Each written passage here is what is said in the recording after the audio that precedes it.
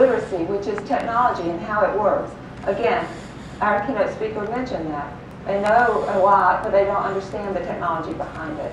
And that's important because if they don't understand the technology, how does Wi-Fi work? How does the cell phone work? How does cell towers jump? You know, when you delete something, is it gone off the computer? All of those kind of things are technology. How does it work? And until they get that, it's really difficult to have the critical thinking.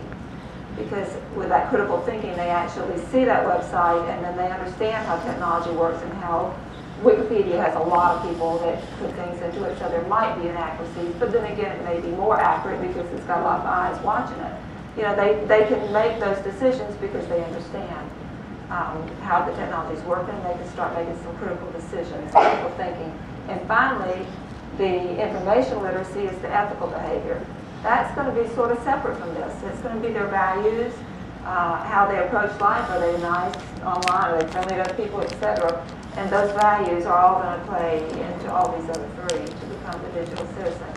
We want them to be ethical, moral users of the internet. That's what we want. That would be good digital citizens. All right. This is a new model about bringing those lessons and curriculums into the school. Initially, and it's very difficult to see, this is year 0 and this is when they leave school. And then this is how much these play in those years. So the very beginning, most of what you're going to do is all these things, as you said, setting up the proxy servers. There's always 5% of our kids that can get around anything. And then they show everybody else. Mm-hmm. So you just have to realize that that exists. Not only that, with their smartphones and their other devices, they're not depending on anything that you put in place in your school. And I think, you know, again, from talking to school districts about that, I've not found one principal that would tell me that they're 100% effective at keeping cell phones out of their school. Not one. Elementary, middle, and high school, but none of them believe that they're keeping cell phones out of the school.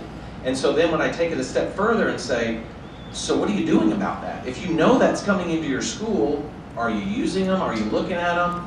I had one high school I talked to, and what they did is they had the students actually set the cell phones on their desks, and if they used them responsibly during the classroom with the teacher's direction, then at lunchtime they could use their cell phones.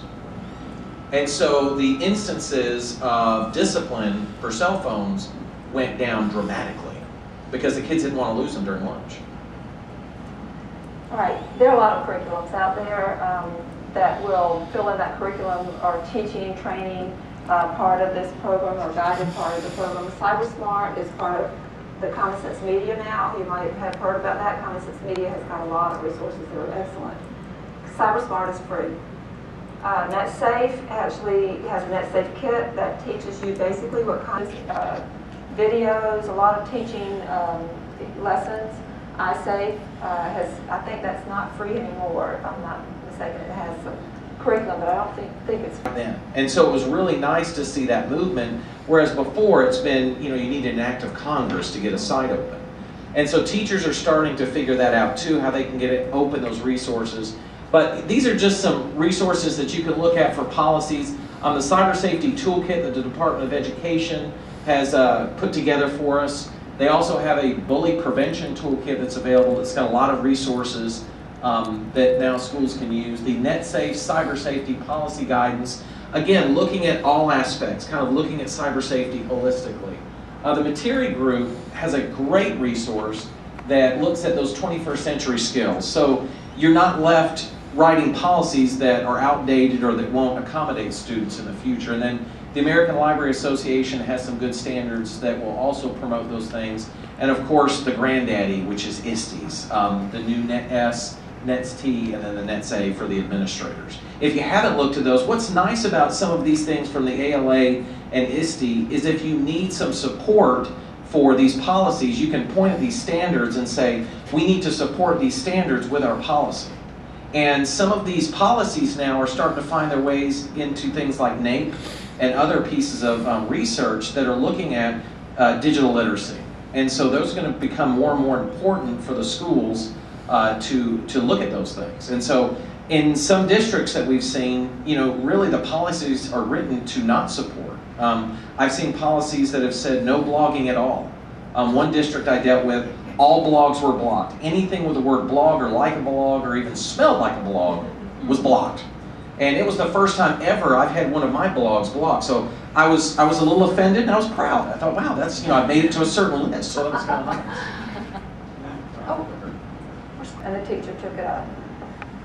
Then the teacher looked through it and found sexting images and brought it to the principal, and then they disciplined the student. Can y'all talk about that now? What are your thoughts? Was there any problems there, first of all? I had something similar happen in a classroom of mine, actually. And I had several questions about it, because first of all, I wasn't sure if we could even use... I go and talk to the schools. I do try to talk to them about how easy it is for other people to access their information if they don't set their profile permissions correctly. My son was at college. He would go to parties. His friends didn't have their photo albums configured right, so I could see everything my son was doing. If they had made it only their friends looking at something, I couldn't. But I'm his friend, so I could see all of their stuff. Well, and when I tell kids that, that's like not divorcing, and the years later, that's when they started going, oh, I'm going to change my settings. One of the new settings that Facebook has is the places. And kind of creepy that Facebook wants to know where we are, but the disturbing thing is if you don't go and set your profile, your friends can tag you wherever they are.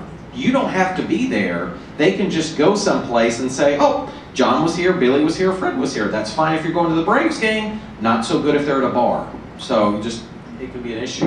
Check out archive.org, because that does let you see older websites, the cached versions of older websites.